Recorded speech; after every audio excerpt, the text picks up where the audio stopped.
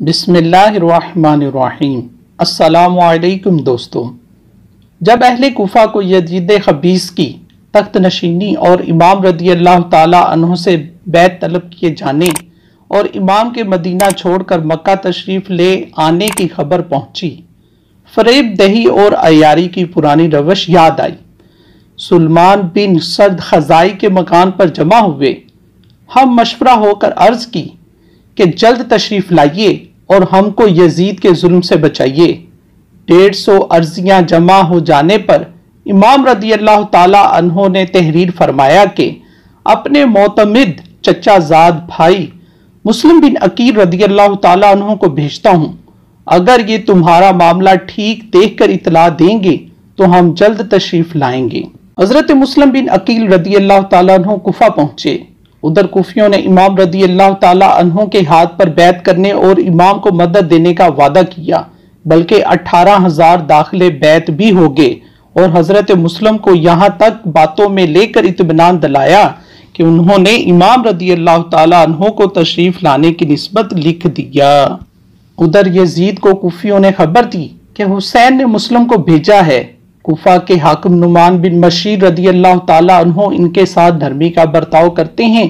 کوفہ کا بھلا منظور ہے تو اپنی طرح کوئی زبردست ظالم بھیج۔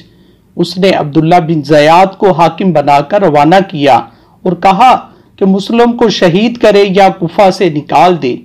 جب یہ مردک کوفہ پہنچا، امام رضی اللہ تعالی عنہ کے ہمراہ 18,000 کی جماعت پائی، امیروں کو دھمکانے پر مقرر کیا، کسی کو دھمکی دی، کسی کو لالچ سے توڑا، یہاں تک کہ تھوڑی دیر میں امام مسلم کے پاس صرف 30 آدمی رہ گئے۔ مسلم یہ دیکھ کر مسجد سے باہر نکلے کہ کہیں پناہ لیں۔ جب دروازے سے باہر آئے ایک بھی ساتھ نہ تھا۔ انا للہ و انا الیہ راجعون۔ آخر ایک گھر میں پناہ لی۔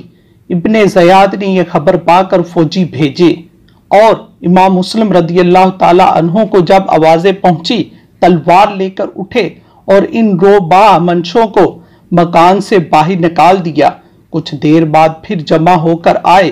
شیر خدا کا بھتیجا پھر تیغ باکف اٹھا اور آن کی آن میں ان شغالوں کو پریشان کر دیا۔ کئی بار ایسا ہی ہوا جب ان نامردوں کا اس اکیلے مرد خدا پر کچھ بس نہ چلا، مجبور ہو کر چھتوں پر چڑھ گئے، پتھر اور آگ کے لوکے پھینکنے شروع کیے۔ شیر مظلوم کا تن ان ظالموں کے پتھروں سے خونا خون تھا، مگر پھر بھی وہ تیغ اٹھائے ان پر حملہ آور ہوا اور راہ میں جو گروہ کھڑے تھے ان پر عقاب بن کر ٹوٹ پڑا۔ جب یہ حالت دیکھی ابن اشعث نے کہا، آپ رضی اللہ تعالیٰ عنہ کے لیے امان ہے، نہ آپ قتل کیے جائیں گے اور نہ کوئی گستاخی ہوگی۔ مسلم مظلوم رضی اللہ تعالیٰ عنہ تھک کر دیوار سے بیٹھ کر یوں فرمانے لگے، یہ سب فریب ہے۔ خچر سواری کے لیے حاضر ہوا، اس پر سوار کیے گئے۔ ایک نے تلوار حضور کے ہاتھ سے لے لی، فرمایا یہ پہلا مکر ہے۔ ابن اشعث نے کہا کچھ خوف نہ کیجیے، فرمایا وہ امان کدھر گئی؟ پھر رونے لگے۔ ایک شخص بولا تم جیسا بہادر اور روئے؟ فرمایا اپنے لیے نہیں روتا، رونا حسین اور آل حسین کا ہے کہ وہ تمہارے اطمینان پر آتے ہوں گے اور انہیں اس مکر و بد عہدی کی کوئی خبر نہیں۔ پھر ابن اشعث سے فرمایا میں دیکھتا ہوں کہ تم مجھے پناہ دینے سے عاجز رہو گے اور تمہاری امان کام نہ دے گی۔ اگر ہو سکے تو اتنا کرو کہ اپنے پاس سے کوئی آدمی امام حسین رضی اللہ تعالیٰ عنہ کے پاس بھیج کر میرے حال کی اطلاع دے دو کہ وہ واپس جائیں اور کوفیوں کے فریب میں نہ آئیں۔ جب حضرت مسلم رضی اللہ تعالیٰ عنہ ابن زیاد بدنہاد کے پاس لائے گئے، ابن اشعث نے کہا میں نے انہیں ایمان دے دی ہے۔ وہ خبیث بولا تجھے ایمان دینے سے کیا تعلق ہے؟ ہم نے تجھے ان کو لانے کو بھیجا تھا، نہ کہ ایمان دینے کو۔ ابن اشعث چپ رہے۔ مسلم اس شدت محنت اور زخموں کی کثرت سے پیاسے تھے۔ ٹھنڈے پانی کا ایک گھڑا دیکھا، فرمایا مجھے اس میں سے پلا دو۔ ابن عمر باہلی بولا دیکھتے ہو کیسا ٹھنڈا ہے، تم اس میں سے ایک بوند نہ چکھنے پاؤ گے، یہاں تک کہ معاذ اللہ جہنم میں آب گرم پیو۔ امام مسلم نے فرمایا او سنگ دل، आबे जहन्नम का हकदार तू है। फिर अमारा बिन उकबा को तरस आया, ठंडा पानी मंगा कर पेश किया। इमाम रदी अल्लाह ताला अन्हु ने पीना चाहा, प्याला खून से भर गया। 3 बार ऐसा ही हुआ, फरमाया खुदा को ही मंजूर नहीं। जब इब्ने ज़ियाद बदनिहात के सामने गए, उसे सलाम ना किया और वो भड़का और कहा, तुम जरूर कत्ल किए जाओगे। फरमाया, तुम मुझे वसीयत कर लेने दीजिए। इसने इजाजत दी। मुस्लिम मजलूम रदी अल्लाह ताला अन्हो ने उमर बिन साद से फरमाया, मुझ में तुझ में कराबत है और मुझे तुझसे एक पोशीदा हाजत है। इस संग दिल ने कहा, मैं सुनना नहीं चाहता। इब्ने ज़ियाद बोला, सुन ले कि ये तेरे चचा की औलाद हैं। वो अलग ले गया। फरमाया, कूफा में मैंने 700 रुपए कर्ज लिए हैं, वो अदा कर देना और बाद कत्ल मेरा जनाजा इब्ने ज़ियाद से लेकर दफन करा देना और इमाम हुसैन रदी अल्लाह ताला अन्हो के पास किसी को भेजकर मना करा भेजना।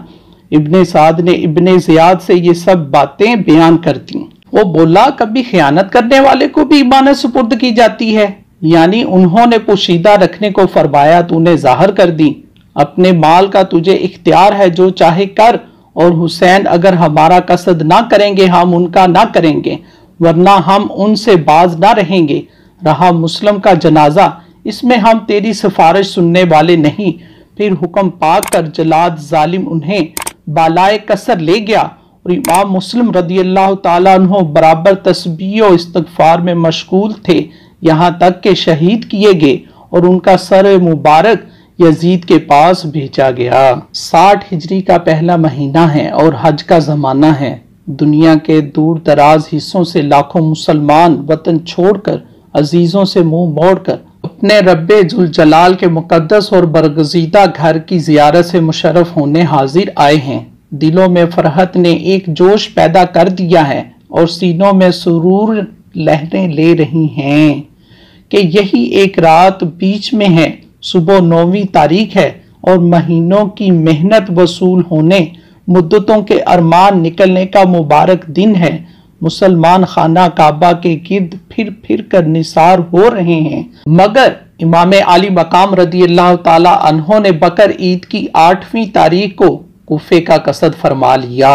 जब ये खबर मशहूर हुई तो उमर बिन अब्दुर्रहमान रदी अल्लाह ताला अन्हो ने इस इरादे का खिलाफ किया और जाने से माने आए। फरमाया, जो होनी है होकर रहेगी। अब्दुल्ला बिन अब्बास रदी अल्लाह ताला अन्हुमा ने निहायत आजिजी से रोकना चाहा और अर्ज की, कुछ दिनों तामुल फरमाइए और इंतजार कीजिए। अगर कूफी इब्ने ज़ियाद को कत्ल कर दें और दुश्मनों को निकाल बाहिर करें तो जाइए कि वो नेक नियति से बुलाते हैं, और अगर वो इन पर काबिज और दुश्मन मौजूद हैं, हरगिज वो हुजूर को भलाई की तरफ नहीं बुलाते हैं। मैं अंदेशा करता हूं कि ये बुलाने वाले ही मुकाबिल आएंगे। फरमाया, मैं इस्तिखारा करूंगा। अब्दुल्ला बिन अब्बास रदी अल्लाह ताला अन्हुमा फिर आए और कहा, भाई सब्र करना चाहता हूं मगर सब्र नहीं आता। मुझे इस रवानगी में आपके शहीद होने का अंदेशा है। इराकी बदअहद हैं, उन्होंने आपके बाप को शहीद किया, आपके भाई का साथ ना दिया। आप अहले अरब के सरदार हैं, अरब ही में क़याम रखिए या इराकियों को लिखिए कि वो इब्ने ज़ियाद को निकाल दें। अगर ऐसा हो जाए तो तशरीफ ले जाइए, और अगर तशरीफ ही ले जाना है तो यमन का कसद फरमाइए कि वहां किले हैं, घाटियां हैं, वो मुल्क वसी जमीन रखता है। फरमाया, भाई खुदा की कसम, मैं आपको नासे मुशफिक जानता हूं, मगर मैं तो इरादा मुसम्मम कर चुका। अर्ज की तो बीबियों और बच्चों को तो साथ ना ले जाइए। ये भी मंजूर ना हुआ। अब्दुल्ला बिन अब्बास रदी अल्लाह ताला अन्हुमा हाय प्यारे कहकर रोने लगे। इसी तरह अब्दुल्ला बिन उमर ने मना किया, ना माना। उन्होंने पेशानी मुबारक पर बोसे देकर कहा, ऐ शहीद होने वाले, मैं तुम्हें खुदा के सुपुर्द करता हूँ। यूं ही अब्दुल्ला बिन जुबैर रदी अल्लाह ताला अन्हो ने रोका। फरमाया, मैंने अपने वालिद माजिद से सुना है एक मेंढे के सबब से मक्के की बेहुरमती की जाएगी। میں پسند نہیں کرتا کہ وہ مینڈا میں بنوں۔ جب روانہ ہو لیے، راہ میں آپ کے چچا زاد بھائی حضرت عبداللہ بن جعفر حضرت تیار رضی اللہ تعالیٰ عنہ کا خط ملا، لکھا تھا، ذرا ٹھہریے میں بھی آتا ہوں۔ حضرت عبداللہ رضی اللہ تعالیٰ عنہ نے عمرو بن سعید حاکم مکہ سے امام مظلوم رضی اللہ تعالیٰ عنہ کے لیے ایک خط ایمان اور واپس بلانے کا مانگا۔ انہوں نے لکھ دیا اور اپنے بھائی یحییٰ بن سعید کو واپس لانے کے لیے ساتھ کر دیا۔ دونوں حاضر آئے اور سر سے پاؤں تک گئے کہ واپس تشریف لے چلیں، مقبول نہ ہوا۔ فرمایا، میں نے رسول اللہ صلی اللہ علیہ وآلہ وسلم کو خواب میں دیکھا ہے اور مجھے ایک حکم دیا گیا ہے، اس کی تعمیل کروں گا۔ سر جائے خواہ رہے۔ پوچھا، وہ خواب کیا ہے؟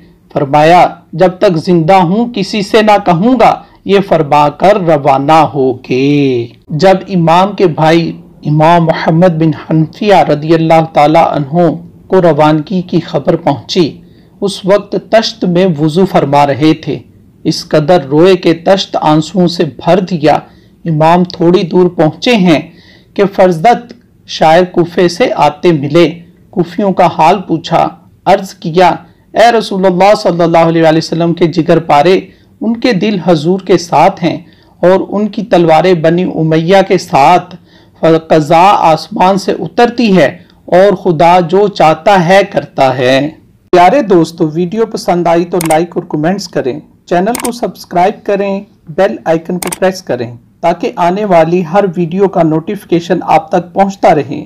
جلد ہی نئی قسط کے ساتھ حاضر ہوں گے۔ اللہ حافظ۔